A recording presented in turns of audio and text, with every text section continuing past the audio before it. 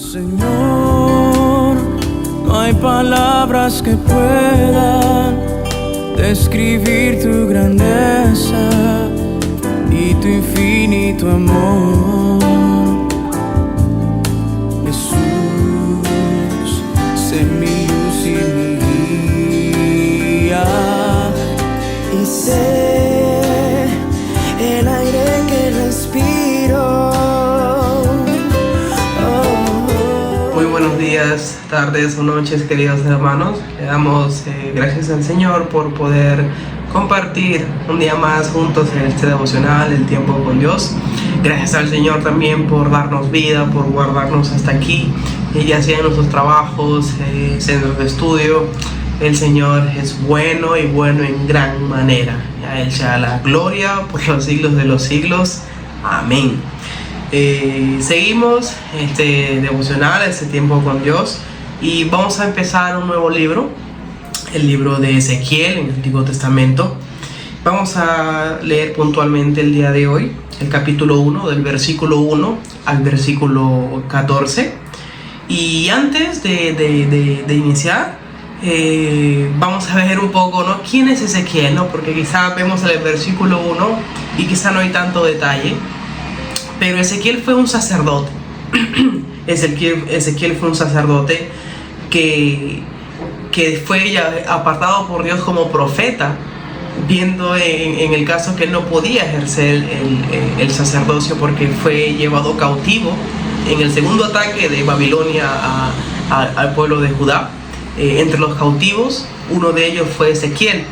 Él iba a ejercer como sacerdote en el templo, y eso es lo que era un oficio bastante deseado. Así que Ezequiel de seguro había estado ansioso por eso, pero el juicio de Dios había llegado a Judá, había llegado a su pueblo por la desobediencia, por el pecado, por la falta de arrepentimiento del pueblo. Usó a Babilonia, ¿no?, para castigar a Judá. Y lamentablemente Ezequiel no pudo ejercer el ministerio de sacerdote, pero Dios lo apartó como profeta, ¿no?, estando en el cautiverio, ¿no?, estando en tierras lejanas, estando muy lejos del templo. Dios le llamó como profeta y le mostró visiones que más adelante, ¿no?, vamos a estar viendo, y más adelante vamos a estar entendiendo un poco más, ¿no? Pero inicia así el versículo 1. Aconteció en el año 30, que se dice que era la edad de Ezequiel, en el mes cuarto, a los 5 días del mes, que estando yo en medio de los cautivos, junto al río Quebar, los cielos se abrieron y vi visiones de Dios. En el 5.º año de la deportación del rey Joaquín, a los 5 días del mes, miré y vi que venía del norte un viento huracanado y una gran nube con un fuego envolvente, y alrededor de él un resplandor.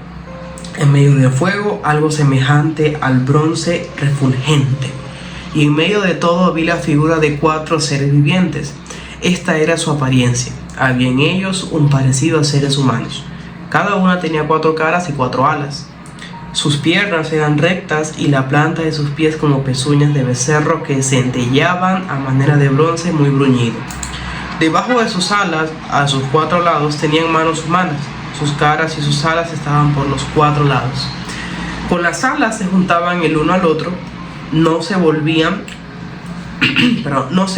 cuando andaban, sino que cada uno caminaba derecho hacia adelante. El aspecto de sus caras era como una cara de hombre y una cara de león al lado derecho de los 4, y como una cara de buey a la izquierda de los 4. Además, los 4 tenían una cara de águila.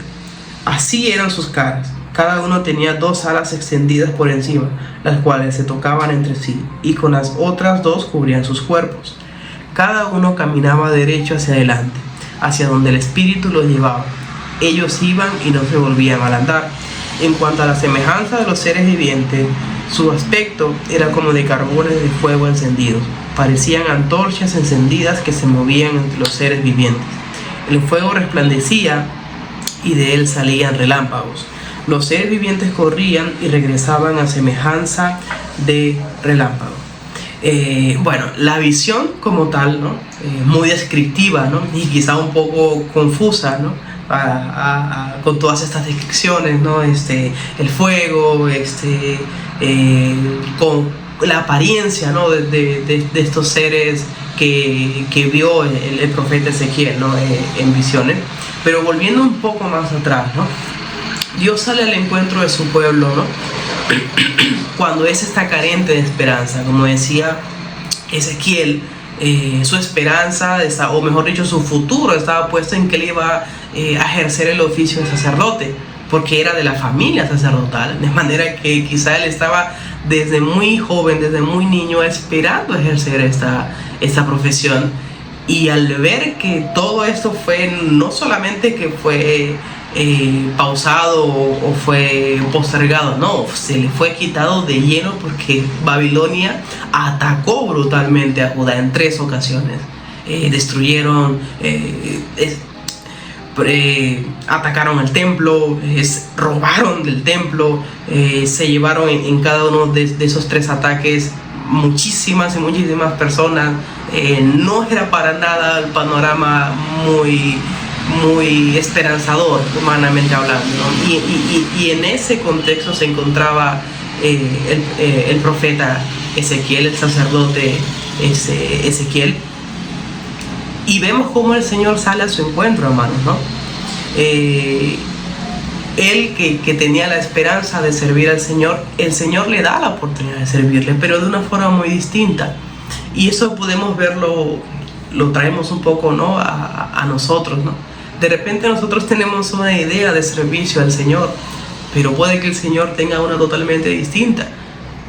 Y es mejor la de nosotros o la del Señor. Sabemos y entendemos de primera mano, pues hasta yo puedo creer que quizás lo que yo pueda pensar es lo mejor, aunque se trate del servicio del Señor, a servir a Dios. Pero al final va a prevalecer lo que Él quiera, lo que Él desea hacer. Eso es lo que tendremos nosotros que hacer.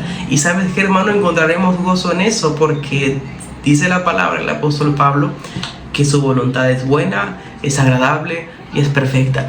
De manera que como nosotros, como el profeta Ezequiel, podemos estar creyendo que serviremos a Dios de esta forma o de la otra, pero quizá el Señor tiene un ligero cambio de planes ahí. Quizá Él quiere que sea de otra forma, en otro tiempo y de tal manera. Pero vemos que Dios tampoco se olvidó de su pueblo, porque el Señor va a usar Ezequiel no solamente para Él, ¿no? Para Él sentirse edificado, sino para que pueda edificar en medio de todo este sufrimiento, por medio del juicio de Dios, porque este era el juicio de Dios. No pensemos que a Dios se le escapó por completo estos ataques y que ahora Él va a ayudar al pueblo de Judá, al pueblo de Israel. No, hermanos, el Señor permitió esto como castigo, porque el pueblo estaba totalmente apartado del Señor, y el Señor tuvo que permitir esto para de alguna manera disciplinar a su pueblo. Y no muy distinto pasa con nosotros. Dice, cuando vamos al Nuevo Testamento nos encontramos con un pasaje que Dios al que ama disciplina y azota a todo aquel que toma por hijo. Entonces, de la misma forma que Dios trató con el pueblo de Judá, Dios puede también tratar con nosotros. Y ahí es donde nosotros tenemos que discernir, tenemos que examinarnos, ¿no? ¿Cómo estamos delante del Señor? ¿Cómo estamos delante del Señor? Nosotros entendemos y debiéramos entender que nuestros pecados tienen consecuencias. Y sabemos que el Señor Jesús, y le damos gloria al Señor, que Él nos quitó el pecado, Él nos limpió de todo pecado. Pero eso no significa que no tenga consecuencias, que no tenga consecuencias ahora el pecado. Nuestras acciones diariamente, sean buenas o malas, tienen consecuencias.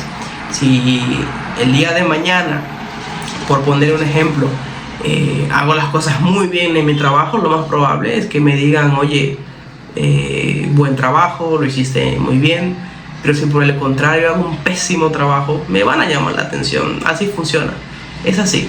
Entonces es un ejemplo muy del día a día, muy común para que nosotros entendamos que nuestras acciones tienen consecuencias, sean buenas o sean malas.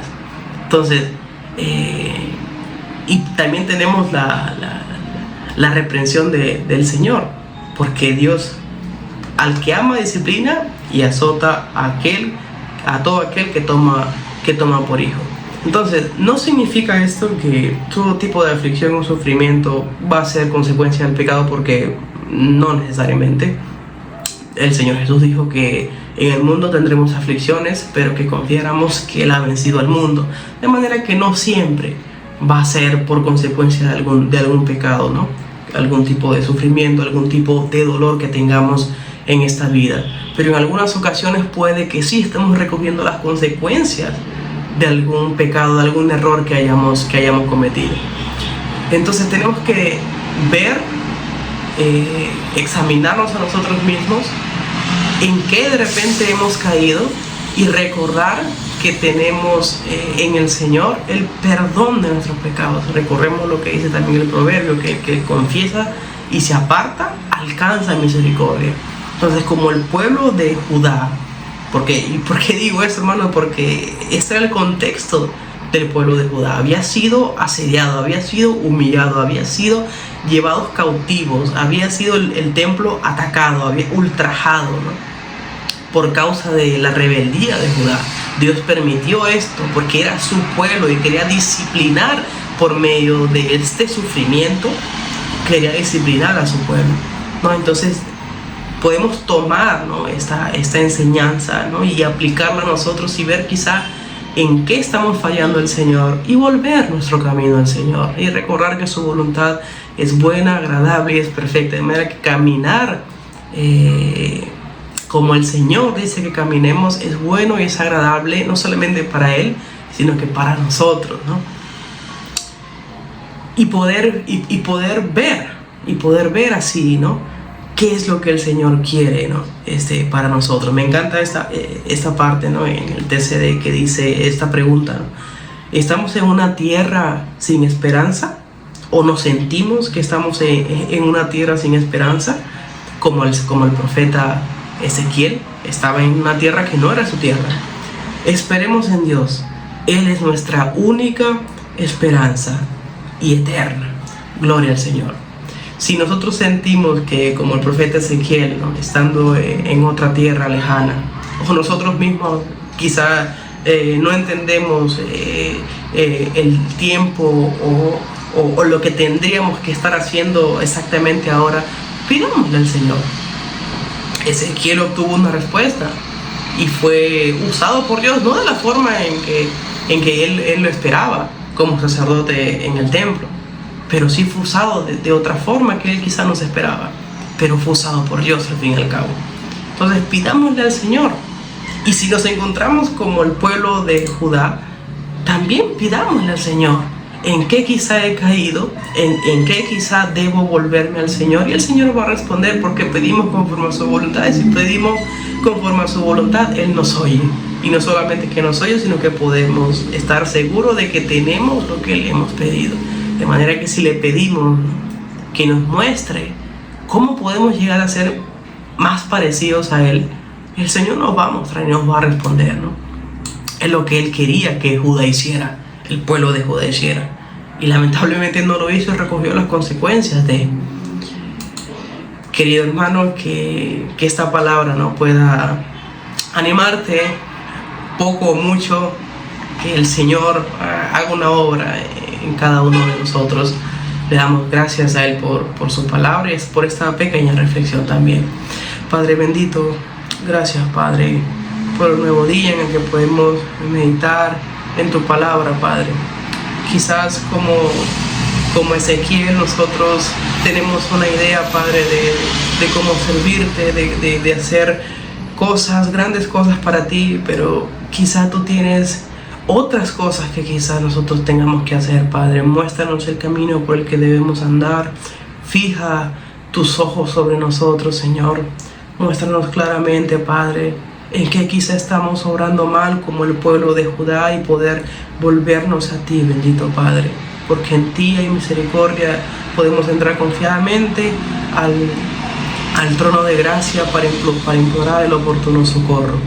Gracias, Padre, por Jesucristo, porque en Él tenemos nuestra vida escondida y segura, Señor. Gracias, Padre, porque nos has salvado en Jesús una vez y para siempre.